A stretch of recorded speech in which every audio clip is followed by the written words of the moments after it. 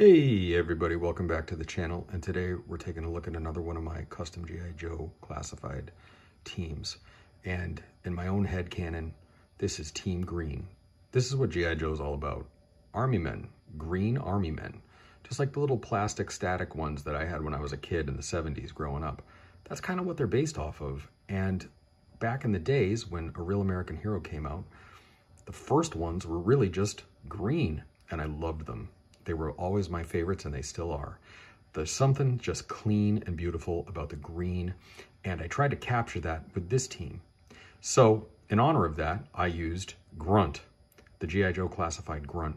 As a kid, he was always my favorite, and I wanted to take him, and I wanted to take Stalker, two of my absolute favorites as a kid, and I sort of mix and match them, and I came up with basically just an army man.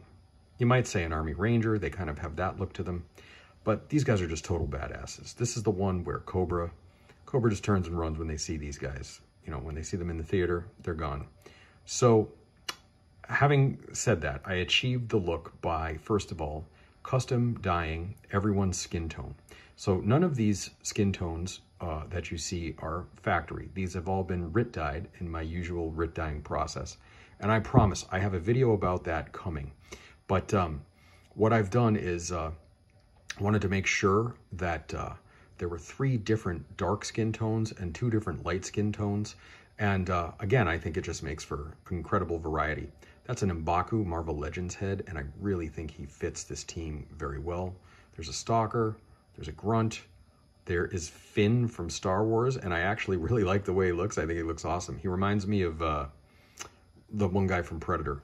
And then Recondo is their leader, and I just think Recondo looks badass. He reminds me of Kurt Russell in that, and he is notated as the leader with his bandolier and his slightly different green color.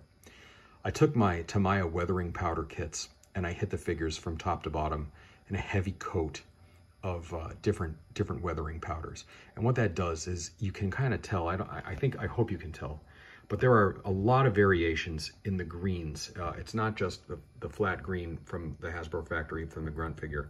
And there's a lot of variation there.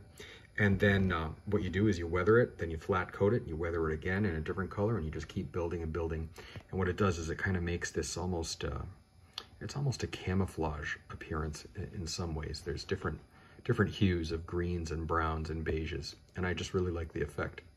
And then what I did with the weathering on the rifles is I wanted each of the rifles and the handguns to appear as though they've been in combat, heavy combat, but they're maintained by guys who really know how to maintain weapons. And so, yes, they're weathered and they're battered, but they're maintained and they operate beautifully. But that doesn't mean they don't have a few battle scars on them. And I think I achieved that pretty well. And those were with the gunmetal weathering kits. And you can see I kind of did some different weathering patterns. I wanted them to all kind of be the same, but a little different. I even hit the grenades on the belt with the weathering powders, the gunmetal weathering powders, and I wanted to make some of them look as if they were a little bit newer than some of the others maybe. So again, we've taken a look at the G.I. Joe Badass Bitches. We've taken a look at my anti-poaching unit, and now we've got Team Green. Really, again, sort of quintessential G.I. Joes. Stay tuned. I have several other units. I'm actually revisiting the Badass Bitches as I've weathered and customized them further, as well as we have some Cobra factions coming up and a couple of more Joe squads.